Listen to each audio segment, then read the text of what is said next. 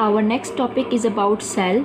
ये सिलेबस में दिया हुआ है overview of structure and function of cell organelles. तो ऑर्गेनेलीज देखने से पहले हम सेल को इटसेल्फ देख लेंगे कि सेल क्या है। तो सेल की डेफिनेशन है cell is the structural and functional unit of life. What does it mean the structural and functional unit of life? यानी कि लाइफ यानी कि अलाइव चीज़ें जितनी भी हैं, फिर चाहे वो प्लांट हैं, एनिमल्स हैं, माइक्रो ऑर्गेनिजम्स हैं, उनका स्ट्रक्चर जो है वो किससे बना हुआ है? सेल से बना हुआ है। उनके जितने भी फंक्शंस परफॉर्म हो रहे हैं वो किस वजह से हो रहे हैं? कौन परफॉर्म कर रहा है? सेल कर रहा है। तो इसीलिए हम इसकी डेफिनेशन लिखते हैं structural and functional unit of life.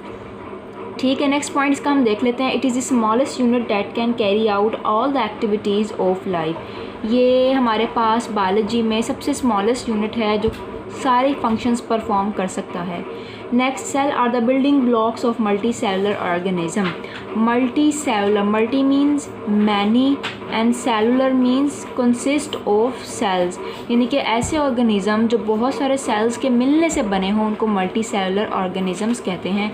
जैसे हम बहुत सारे सेल्स पर मुश्तमिल हैं। सिमिलरली प्लांट्स ये भी मल्टी सेलुलर ऑर्गेनिज्म है। लेकिन अगर मैं बात करूँ बैक्टीरिया की तो ये सिंगल सेल्ड ऑर्गेनिज्म होता है, उसको हम कहते हैं unicellular. Uni means one cellular cell. One cell based organism are called unicellular. Many cell based organism are called multicellular. तो मल्टी सेलुलर ऑर्गेनिज्म किसके मिलने से बनते हैं? सेल्स के मिलने से बनते हैं। सेल को तो हमने देख लिया, अब इसकी डिस्कवरीज़ पे आ जाते हैं। सबसे पहले हम देखेंगे कि सेल को इटसेल्फ डिस्कवर किसने किया था? रॉबर्ट हुक 1665 में, बहुत पुरानी बात है ये। Prepared and studied thin sections of cork. Cork क्या है? किसी भी प्लांट का डेड पार्ट जो होता है उसको क्या कहते हैं? कॉर्क कहते हैं। डेड पार्ट से मुराद जैसे कोई भी आप स्टिक काट लेते हो, कोई तना काट लेते हो बारीक सा, तो वो सूख जाता है। सूखने के बाद उसने क्या किया? उसके इंतहाई बारीक बारीक स्लाइसिस बनाए। स्लाइसिस बनाने के बाद उसने क्या किया? स्टडी किया कि इसके अंदर under his self made compound microscope, अपनी ही बनाई हुई microscope, compound microscope, simplest type of microscope होती है ये। उस माइक्रोस्कोप के नीचे उसने रखा उसको एंड ऑब्जर्व, और देखा, क्या देखा? Cork is composed of minute Honey comb like compartment. जिस तरह शहद की मक्खियों का छत्ता होता है उसमें कंपार्टमेंट्स बने हुए होते हैं, पार्ट सेक्शंस बने हुए होते हैं, उस तरह के कंपार्टमेंट्स जो हैं उस थिन कॉर्क के स्लाइस में मौजूद हैं। विच ही टर्म्ड, उसने उसको नाम दिया सेल्स। तब का ये नाम चला आ रहा है सेल। ओके, अब यहाँ पे मैंने ये थिन सेक्शन बनाया हुआ है माइक्रोस्कोप के नीचे। ये देखें आप, ये एक सेल, ये दूसरा, तीसरा, चौथा, पाँचवां, ये बहुत सारे सेल्स जो उसने देखे एक सेक्शन के अंडर में अंडर माइक्रोस्कोप। तो ये तो हमने देख लिया सेल्स ऐसे होते हैं। अब तब तक जब हुक ने सेल देखे तो ये कहा गया कि सेल जो है वो एम्प्टी हैं, यानी कि उनके अंदर कुछ भी नहीं है, कोई ऑर्गेनेली नहीं है, ना न्यूक्लियस ना कुछ और, उसको तब नज़र ही नहीं आया। According to Hooke cell was empty spaces guarded by cell wall. ये इसने कहा ये एम्प्टी स्पेस है और ये जो लाइनिंग है इसकी ये सेल वॉल है। तो उस वक्त इतना ही कॉन्सेप्ट था, जस्ट 1665 की ये बात है। नेक्स्ट, लॉरेंस ओकन, नेक्स्ट साइंटिस्ट का नाम आ गया। 1805 believed that all living beings, तमाम जिंदा चीज़ें, ओरिजिनेट और कंसिस्ट ऑफ वेसिकल्स और सेल। तमाम जिंदा चीज़ें जो हैं वो बनती हैं और बनी हुई होती हैं। बनती हैं किससे? सेल से या वेसिकल। यहाँ पे वेसिकल का लफ्ज़ जो है सेल्स के लिए ही इस्तेमाल किया गया है। वेसिकल से बनी हुई हैं या सेल से बनी हुई हैं, या ये बनती खुद भी ओरिजिनेट होती हैं, बनती हैं किससे? सेल से। ठीक है जी, नेक्स्ट हमारे पास जो डिस्कवरी है वो अब आ रही है रॉबर्ट ब्राउन की। इम्पॉर्टेंट डिस्कवरी है 1831 में। रॉबर्ट ब्राउन ने रिपोर्ट किया the presence of nucleus in the cell. अब यहाँ पे ये बता दिया गया कि न्यूक्लियस जो है वो सेल में मौजूद है and cell is not empty. जो कॉन्सेप्ट चला आ रहा था कि सेल जो है एम्प्टी है, एम्प्टी स्पेसेस हैं, तो ये अब गलत हो गया था। क्यों? क्योंकि उसके अंदर अब न्यूक्लियस डिस्कवर हो चुका था।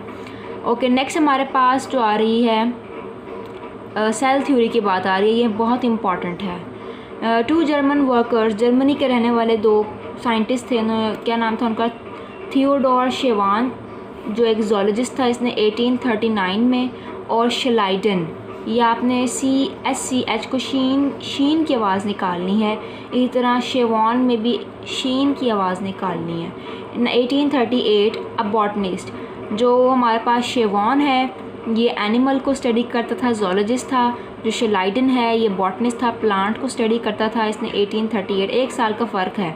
इन दोनों ने अलग अलग इंडिपेंडेंटली अपने अपनी लैब में अलग अलग काम कर रहे थे और इन्होंने सेल थ्योरी जो है बनाई। अब सेल थ्योरी बनाई, इसको हम देख लेते हैं सेल थ्योरी क्या कहती है। इससे पहले हमने कुछ और देखना है। And they also found 3 basic parts of the cell, basic part of the cell भी इन्होंने देखे। वो क्या है basic part of the cell जी, यहाँ पे दिए हुए हैं। Cell consist of 3 basic parts, 3 basic parts हैं। कौन कौन से? न्यूक्लियस, द इनर मोस्ट, ये हमारे पास है न्यूक्लियस, ये है न्यूक्लियस, ठीक है। द फ्लूइड, कोई भी लिक्विड चीज़ जिसको हम क्या कहते हैं सेल बायो में, साइटोप्लाज्म। सराउंडिंग द न्यूक्लियस, ये न्यूक्लियस, न्यूक्लियस के बाहर इर्द गिर्द जो फ्लूइड है ये क्या है? साइटोप्लाज्म है।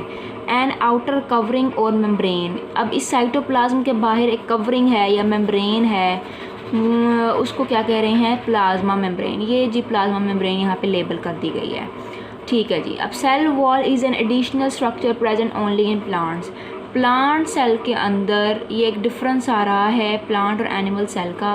प्लांट सेल के अंदर इसी प्लाज्मा मेम्ब्रेन के बाहर, जिसको सेल मेम्ब्रेन भी कहते हैं, सेल मेम्ब्रेन और प्लाज्मा मेम्ब्रेन के बाहर एक और कवरिंग होती है, थिक कवरिंग, इसके बाहर प्लाज्मा मेम्ब्रेन के बाहर, उसको क्या कहते हैं? Cell wall, cell wall. अब हम देख लेते हैं silent features of the cell theory क्या हैं जी। पॉइंट्स हैं सेल थ्योरी के, ये बहुत ही इंपॉर्टेंट हैं। पहला पॉइंट है ऑल ऑर्गेनिजम्स कंपोज्ड ऑफ 1 और मोर सेल, तमाम ऑर्गेनिज्म जो हैं एक या एक से ज़्यादा सेल्स पर मुश्तमिल होते हैं, उन इसे बने हुए होते हैं। दूसरा point, all cells arise from pre existing cell, तमाम सेल पिछले मौजूद सेल से अराइज होते हैं, बनते हैं। अब यहाँ पे प्रोसेस माइटोसिस मियोसिस का आ जाता है कि उन प्रोसेसेस के थ्रू एक सेल से 2 बनते हैं, 2 से 4, 4 से 8, इस तरह ये सिलसिला चलता रहता है। तो हर सेल पिछले मौजूद सेल से बनता है। Cell is the basic structural and functional unit of all organism, ये अब डेफिनेशन वाली बात आ गई है कि सेल इटसेल्फ क्या है, तो structural and functional unit of all organisms है।